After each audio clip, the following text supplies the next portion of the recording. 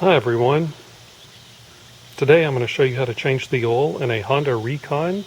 This particular one is a 2014 electric shift. Honda did change the body style up. I'm not sure the exact year, but overall the oil change procedure should be the same. If this video helps anybody, please subscribe to the channel. It's greatly appreciated. So what you'll need for this is the oil, of course, a ratchet, a torque wrench, and a 17mm socket that I already have attached, and an oil pan to catch your old oil in. The owner's manual calls for a 1030, and the standard it wants, that's usually printed on the back, is this JASOMA. Both of these meet that standard. The Royal Purple Max Cycle, it's not on the container, or it wasn't when I bought this for the previous oil change, but I looked online and it does meet the standard. Both of these oils probably exceed. And I know the owner's manual calls for a 1030 and the Mobile One is a 1040. In your owner's manual there'll be a chart for the oil weight, and it also gives a comparison to the temperatures. Well, where I am it's 100 degrees every day, so the 1040 will work just fine for this application. I'm a real stickler in using quality oil, and I encourage everybody to research and use quality products in their machines. Okay, so the first step in the process is to drain the old oil.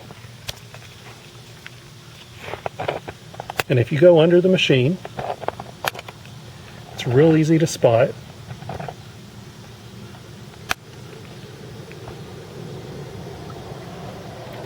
Trying to keep the camera from tipping over.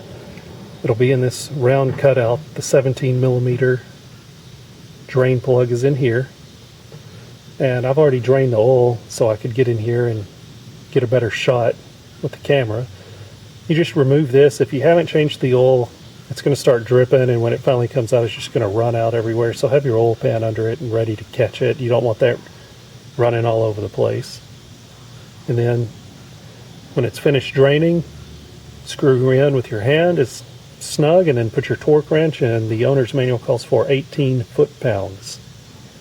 And I'm also a real stickler on using the torque wrench on these aluminum cased engines. They strip out real easy. It's better to be safe than sorry. A good torque wrench is not much money, and if you take care of it, it'll probably last you the rest of your life. Okay, so at this point you should have the oil drained and your drain plug torqued back to specification.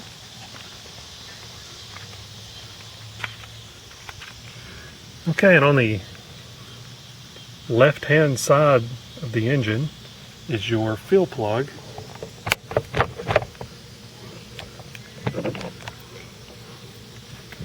And so you would just remove this, put your funnel in, and fill. And the owner's manual calls for 1.6 quarts. And the proper way to check this is you just put the dipstick in, you do not screw it in, and you remove it. You want your oil level to be in the middle of the bottom and the top of this little grid that they have on here. I typically go to the top and I'll check it 3 or 4 times to make sure it's perfect.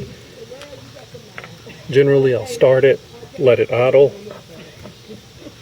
and check it again just to make sure it's in a good safe place. You want to do this on a good level ground so the oil's not leaning one way or another in your engine to give you a bad reading. I guess your oil wouldn't be leaning, it would be the engine. And that's really all it takes. So if you have one of these machines for oil changes, there's really no reason to take it to a dealer. It's super fast, easy. You can do it yourself and save a lot of money. Again, I hope this video helped someone out. Thank you for watching, and I do appreciate subscriptions to the channel. Thank you.